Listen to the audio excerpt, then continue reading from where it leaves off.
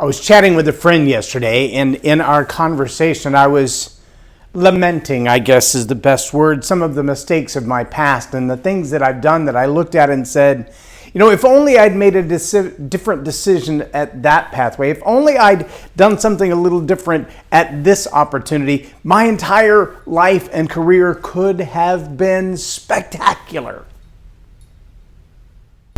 Welcome to Leading Leaders Podcast, 5-minute videos, 5 days a week. Subscribe now for our extensive video library of leadership lessons promoting faith, family, and freedom. I'm Loren Norris with Leading Leaders Podcast, and I know, I'm the only one who's ever felt that way. I'm the only one who's ever looked back in my life and went, when I was 22, I thought I knew everything. When I was 17, I was certain that I knew everything. And when I was 25, I thought, maybe there's a little more to learn. By the time I was 30, I realized I was a moron. I didn't know anything. Now I'm a couple decades past 30, and I realize I've seen a lot more now. In fact, I've lived more years now than my 25-year-old self. In fact, I've lived more years since I was 25 than I had when I was 25. Meaning, I've learned a lot more now than I knew then, even though then I thought I knew everything there was to know. Again, I know I'm the only one. I'm just using myself as an example. But see, there's a certain place in your life when you look back and you go, there's some mistakes that I've made, some decisions that I made, some choices that I made, some paths that I followed that if I had the chance to make the same decision, make the same choice, stand at the same intersection again today, I would do something different. In fact, you often hear that expressed like, if I only knew then what I know now. I've heard people say youth is wasted on the young. They just don't have enough experience to experience it well. Well, we've all heard great people like John Maxwell. I believe his, maybe not the most recent book, but within the last 4 or 5 is called Sometimes You Win and Sometimes You Learn. A failure doesn't always have to be the end. It's not the fatal mistake. Success isn't final and failure isn't fatal. So you have a chance to start over even from where you are. See, here's the challenge with most of us. We reach this place in life where we have more decades past our 25th birthday than we have before it. And we look back and say, well, I'm close enough to retirement now. I think I'm just going to bow out gracefully. I'm going to sneak out of the frame and no one will know that I'm gone. I'll slip off the playing field into retirement and no one will be able to recount the mistakes that I've made and no one will see the damage that I've done and where I could have been better off. And our inglorious past, we hope will just drag off the field with us. And as I was having this conversation and lamenting the way I felt, I had a vision come to mind. I remember my first car. Actually, the first 2 cars that I bought. One of them I bought from my choir teacher. And I agreed to pay a certain amount for it, but I never did earn enough money, and eventually she took it back. It was a 1975 Mercury Grand Marquis. That's a big car. It also had a big Ford 460 in it. It was a big motor. Probably a good thing that that wasn't my first car.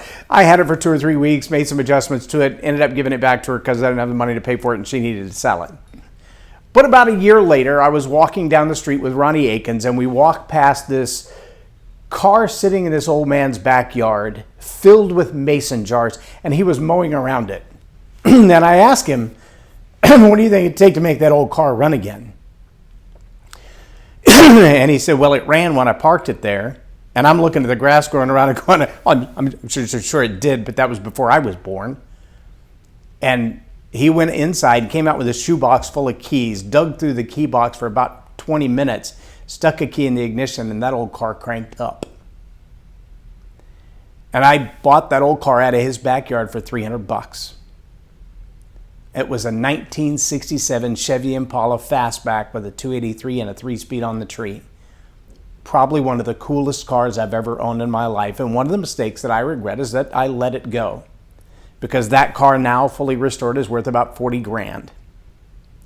But The concept that I mentioned in the text of the video, it says Restomod. And I know there are some ladies that are going, barn finds and Restomods. Who cares?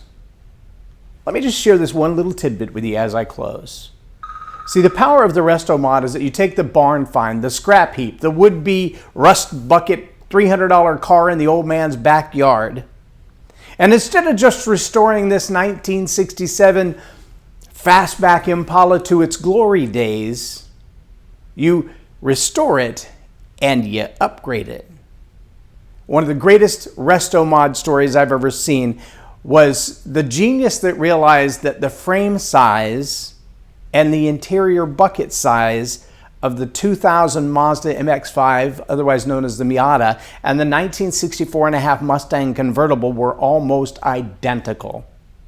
And so he took that tiny little V8 out of the Mustang and all the creature comforts of a 2000 Mazda Miata, the cruise control, the bucket seats, the great suspension, the tiny tires, the lightweight frame, all of those great features of the Mazda Miata, and made his own 1964.5 Mustang with all of today's creature comforts. That, my friends, is a Restomod. As a leader, ask yourself, if I look back at my glory days, way back when they were, do I really have the kind of career and leadership track record that just should be shoved out to the pasture with that old 67 Impala and let the weeds grow up around it and use it as a storage compartment? Or do I have the kind of career that with a few tweaks, an extra degree, a little bit of learning, a better relationship set, upgrading my own skills just a bit, I could be the most envious hot rod around? See, I think we all have some seasoning and some flavor in our lives that has great value to add to those who are less decades alive than we've walked since we left that decade. And we have some value to offer to them.